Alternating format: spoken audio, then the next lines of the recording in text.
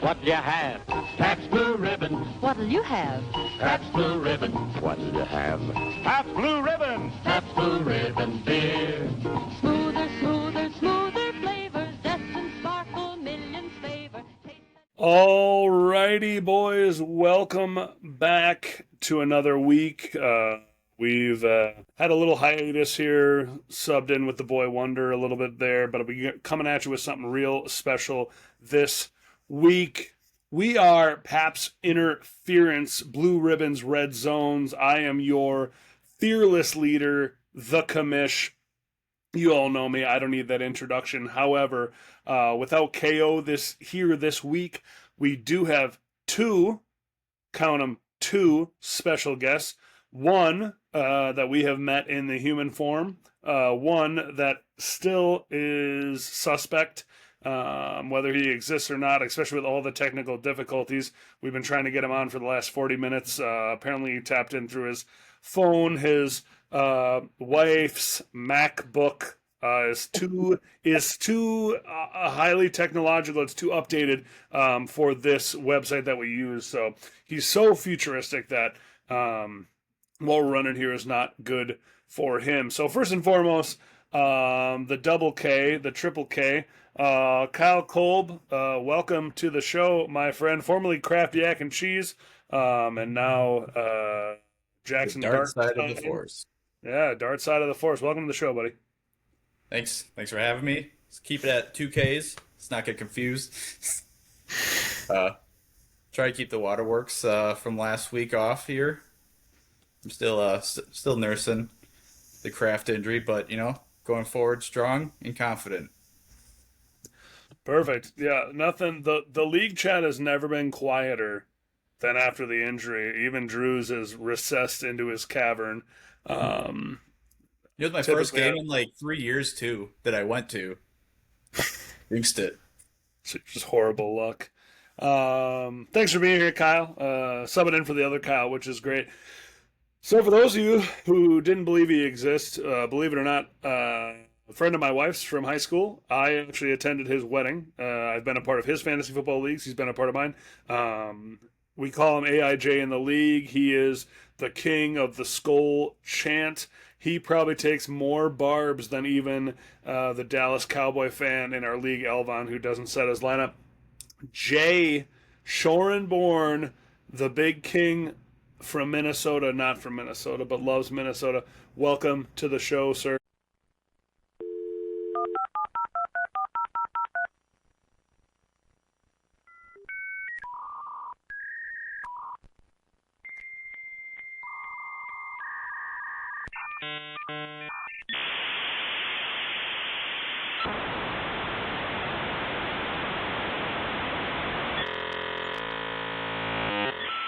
Fellas, it is so good to be here. And goddamn is it funny as fuck to be called AIJ and then not get this thing connected right away. So, cheers to that. You're welcome. Happy to be here.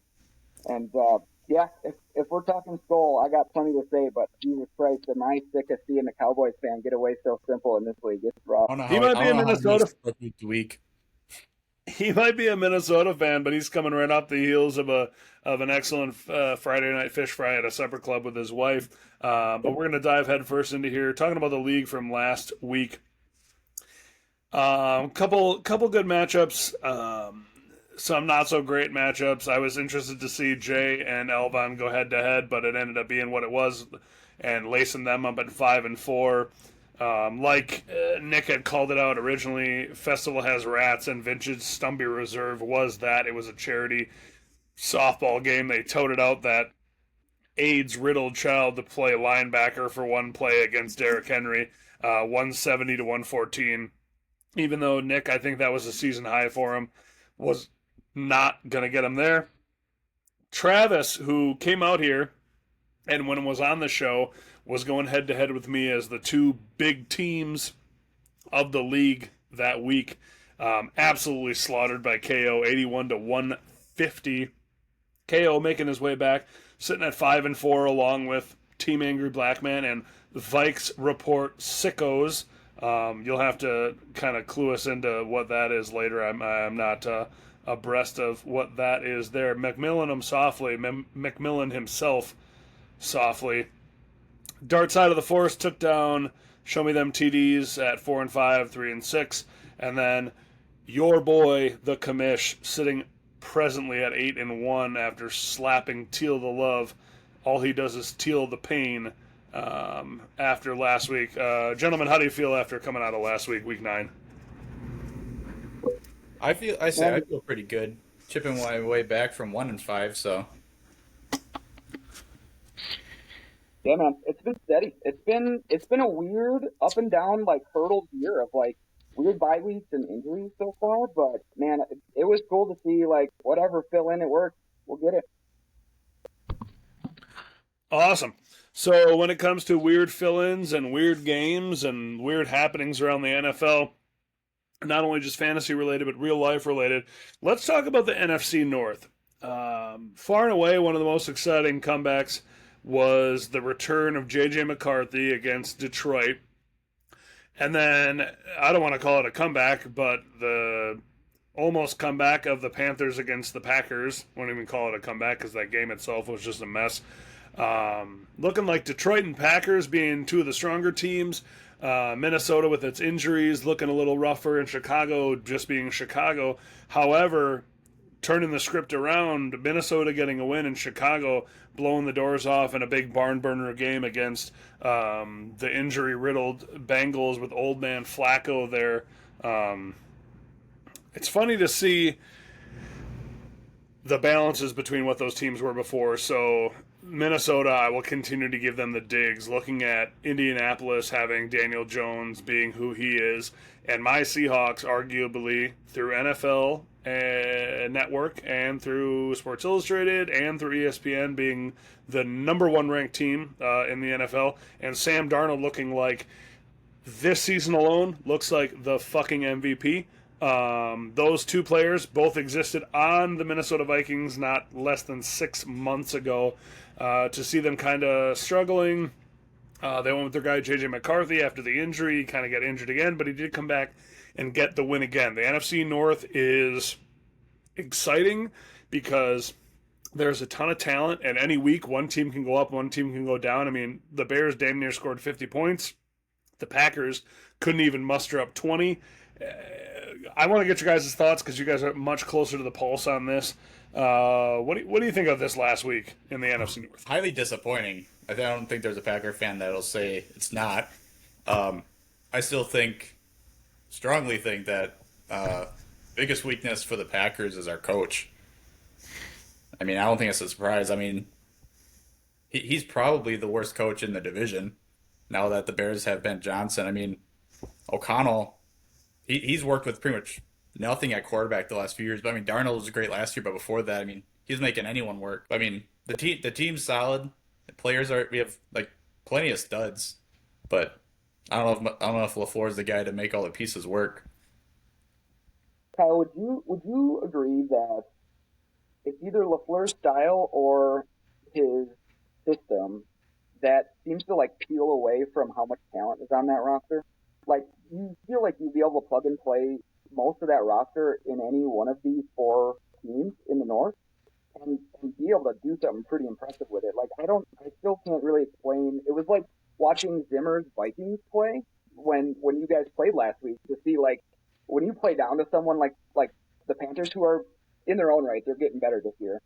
But to feel like we should have all the talent in the world to like beat these dudes with our one arm but times behind our back, it's weird to watch a LaFleur team actually do that. Yeah, like he makes head scratching decisions every week.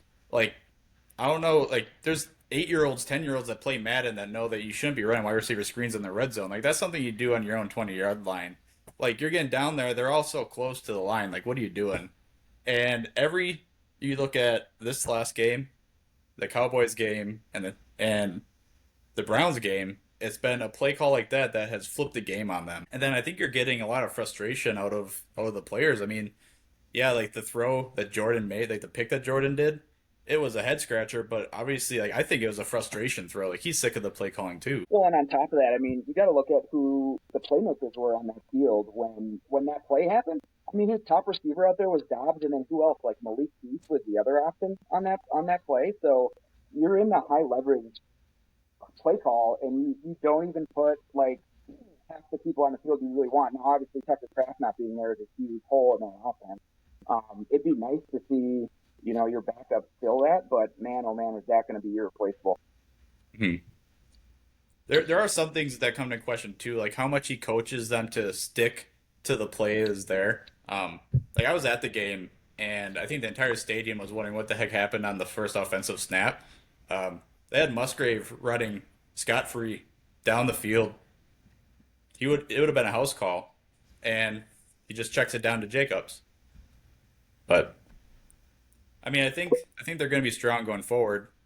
They always play down to their opponents, and they always play up to their opponents. So I think there's a good chance that they're probably going to win on Monday. I think it's going to be a 2019 game, but I mean, would that do it? Would that restore the faith? Would it be like a gritty win?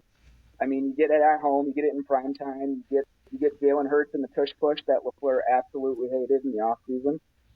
You could. I mean, it'd be feeling like the Lions win for the Vikings, pretty much. I mean, I fully have faith that we're going to win the division this year. I have faith in that. What I don't have faith in is LaFleur getting us over the hump. Like, we can get to the NFC Championship game. We've proven that. But it's like, I think he's gonna shit the bed once we get there. My thoughts are, we come into this week, right? So Packers, Eagles, prime time. They get them at home. Monday nighter. They'll come out and they'll win, right? So I wholeheartedly believe that. They'll beat the Eagles after losing to the Panthers, but turn around and then follow that up immediately on Sunday against the Giants. I think they could turn around and lose that game. That's the problem with this team right now is they're so up and down where Jordan Love will come out and be like, hey, Aaron Rodgers, I'm the guy now. This is my team. I'm not worried about you anymore. Win that game. And then drop one to Carolina. And I think Bryce Young threw for like 160 yards. They should not have won that game. That should not have happened. Like, everyone thought Micah Parsons comes out. No, they're the contender, right? Injuries aside, I don't really know. But let's not loan ourselves too much to that because there is a game that we really should talk about, and that's the Sunday Nighter. I don't care if you're a Seattle fan, if you hate Seattle, if you're a Washington fan, whatever. That was a fun game to watch. 31 points almost in the first half, 17 for 17 from Sam Darnold. Thank you, Jets. Thank you, Carolina. Thank you, Minnesota. Just keep passing them down. I'm like a frat boy at 3 o'clock in the morning. The lights come on. It's about any hole. That's our goal. And guess what? Sam Darnold he's not turning back into a pumpkin, baby. That glass slipper is staying on.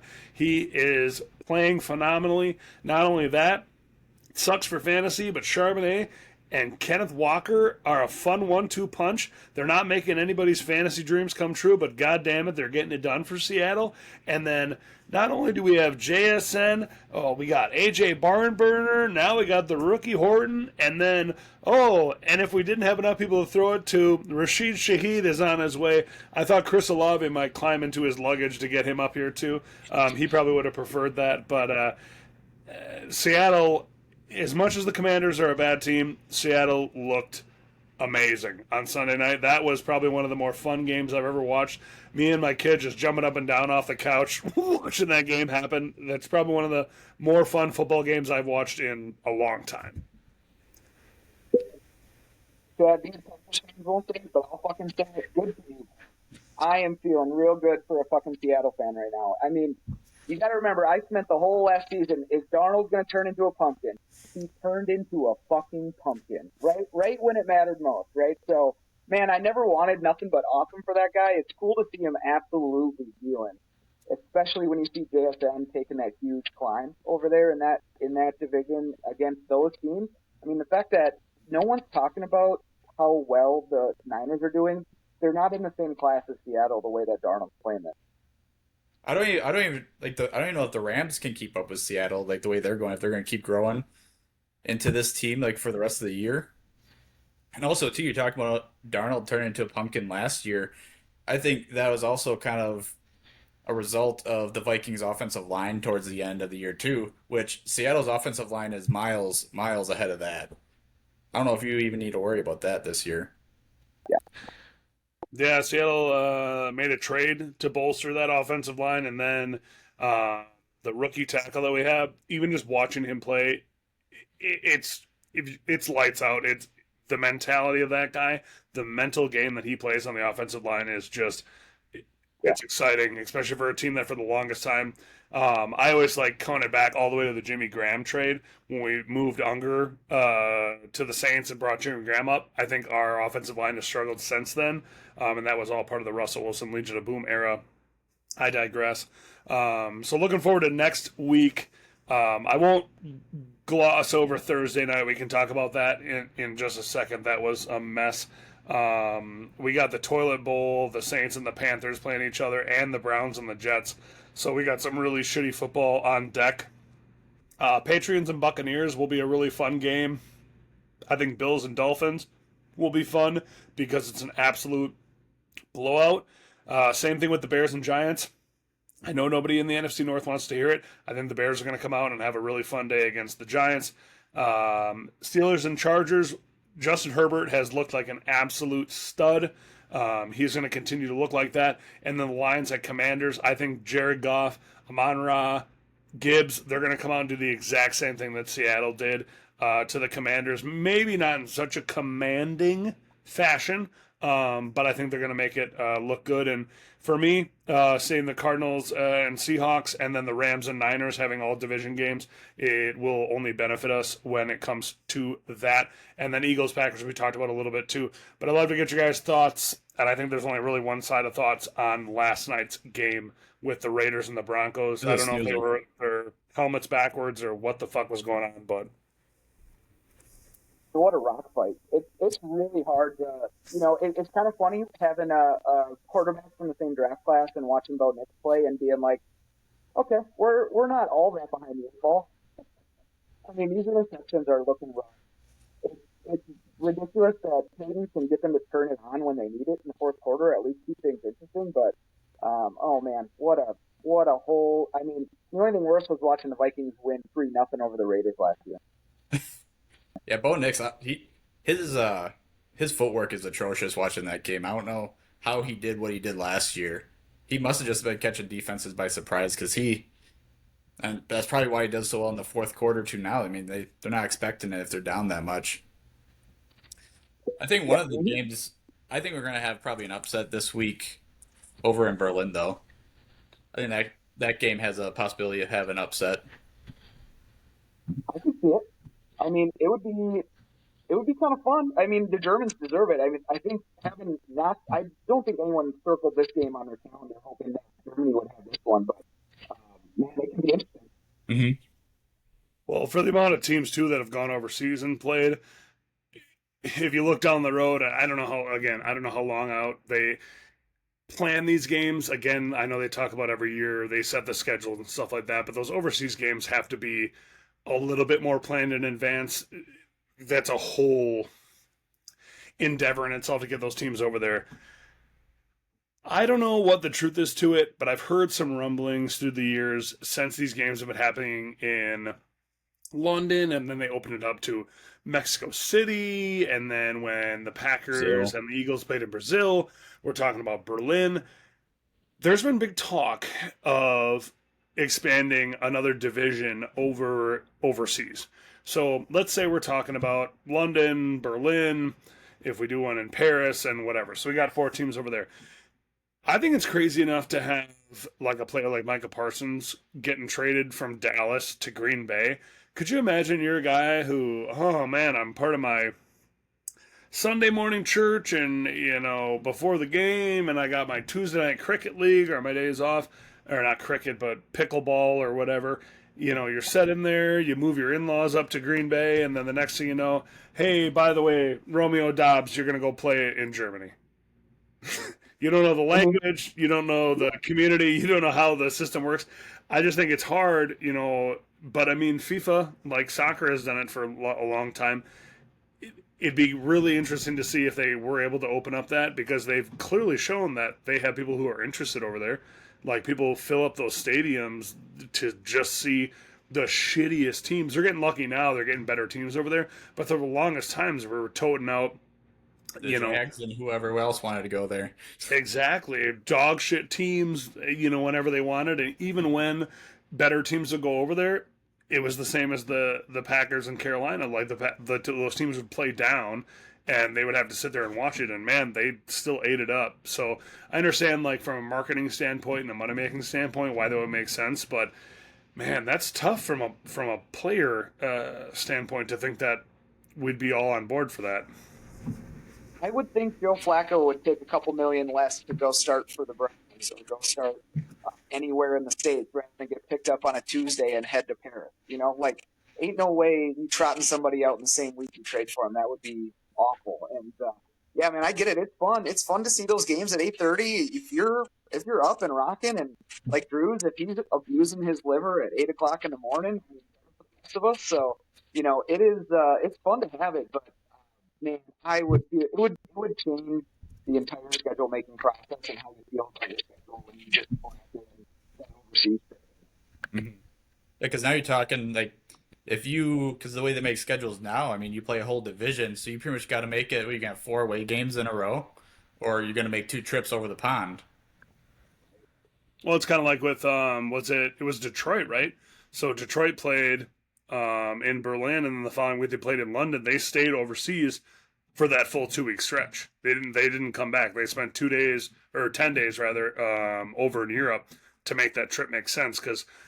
No, it was Minnesota, wasn't it? It was Minnesota. Yeah, it was Dublin and then London. So they stayed. Yeah. Yeah, because it makes more sense. I mean, to come back and then you're losing all that prep time. Again, interesting thoughts, but who knows what'll actually happen. I mean, at the end of the day, American football is American football. We love it here. You never know what's really going to happen, but money will always be the thing that prevails. All right, looking ahead in our league, far more important than the actual NFL. We have the face-off of the Kyles once again, 4-5, 5-4. Bowl. The what? The Drywall Bowl. The drywall spot coming to you, sponsored by Monster Energy Drinks. We have the Drywall Bowl, Dark Side of the Force, and KO's Keepers. Laced up pretty well already, even though with the numbers there, you guys' matchups look really great, and potentially something that could lace up a 5-5 in the league, as well as same thing with Team Angry Black Man and Mick Millenham Softly. We could be having 4 teams sitting at 5-5 after this week. How do you feel against the big man KO this week? I'm still feeling pretty good.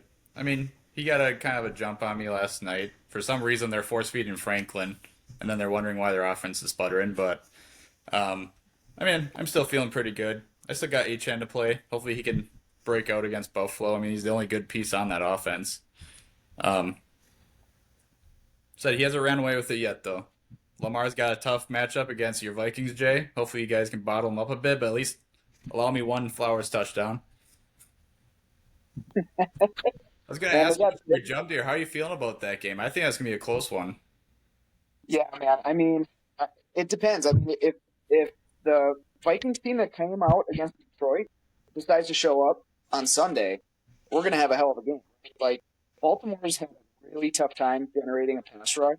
And so if you can combine no pass rush with a quarterback who likes to hold on to it and KOC wanting to throw deep, I mean, it's really interesting watching Jefferson Madison take on that secondary. So, man, if we can get that going, we're in luck. But it's going to have to start with that running game.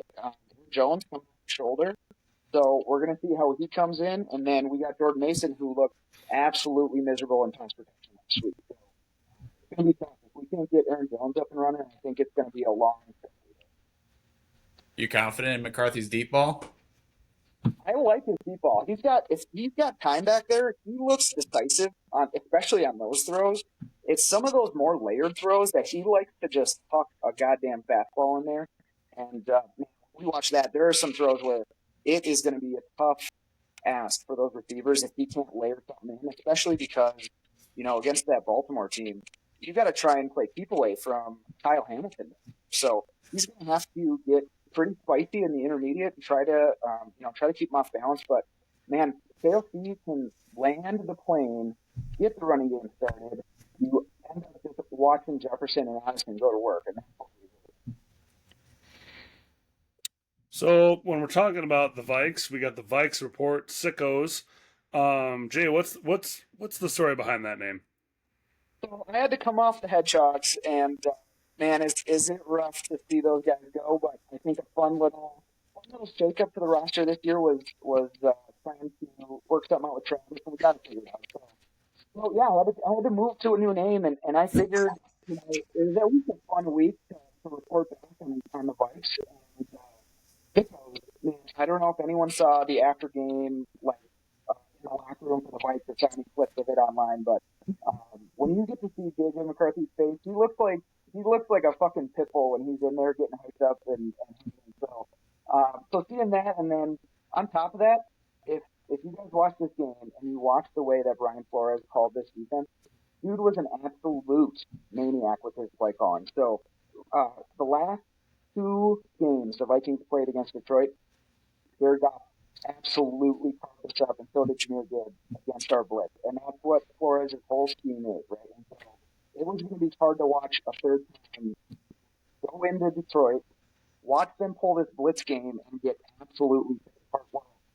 This time around, what Flores did was he was actually sending created pressure up the middle, which had to keep Jameer Gibbs in the backfield trying to block, and he was getting run over all day. And so if you play Dan Campbell and that offense, and you're wild enough to just throw the fucking house on the blitz package to make sure that Jared Goff and Jared Gibbs can't put up on any of that short stuff, totally change how that offense looks. Sickos it is. Sickos we roll for now. Love it. Ryan Drews is playing some head games. He's been doing this the last couple of times, leaving his team off the lineup until Sunday comes, which is fine because the good news is one day that liver's going to quit on him and he won't be able to set his lineup in the hospital. So whoever's lined up, now or 20 years from now, will get the win there. It'll be Elvon, then he'll still win. Rough start with Bowers for just shy of 4 points, but I'm sure I'll be just fine against Old Man Stumby. One that I'm curious to see about. It has no implications, but it'll be fun to see what happens with the teams. Ian and Ryan facing off. Teal the love, show me them TDs. Teal those TDs, show the love, however you want to mix that up with. We got some fun matchups this week, but we got a lot of teams. We have a lot of teams sitting at that 5-5. Jay wins, goes to 6-4, pushes Ryan to 7-3. Then I'll be sitting pretty at 9-1 by myself. But who knows? Stumby's been on a climb. He's had a couple of good weeks, but if 104 is what he's looking at, or 107, I don't think that's going to do it for him. A lot of fun implications for this week, and we're getting deeper and deeper into the season. So more and more, it means more and more every week. Well, gentlemen, I don't have much else for you today. Any last shout-outs, goofballs, game balls, red flags, any shit talking you want to do before we close her out today? I just hope Drews has that whiskey ready, making sure his balls are on ice because he's going to need it this week. As far as sickos go, I think I'm thinking about it, dropping the full Viking McCarthy, Addison, Jefferson stack. Again, it might be haunting. We're going to skull it right through the opener. We'll feel how we're feeling at 3:30, but I know Drews is going to be right there with something sipping in his hand, so I'll be ready to talk about it. Yeah, and KO, you start out fast, but I feel you got a stumble coming up. Keenan Allen's kind of been falling off, and can only hope McCarthy stays healthy for so long. McCaffrey. Well, for a league that's built on poor decisions, crock pot roasts, and early morning Europe game screwdrivers, I could not be sorry.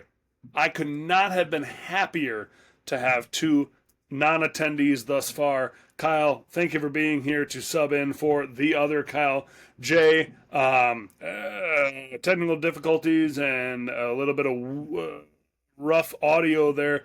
You might still not beat the allegations of AIJ. They might still think that old man Stumby is running that team and running that league. But I'll tell you what, for a league people that's have built, created an AI generated lawyer, so this could be AI still. That's true. It's hard to tell. It's hard to tell at this point. Sorry, fellas.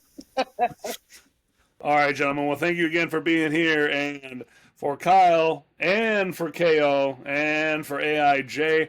I am your man, your commissioner, Big Daddy Chatty, and this has been Pabst Interview. Blue Ribbons, Red Zones. We'll see you again next week.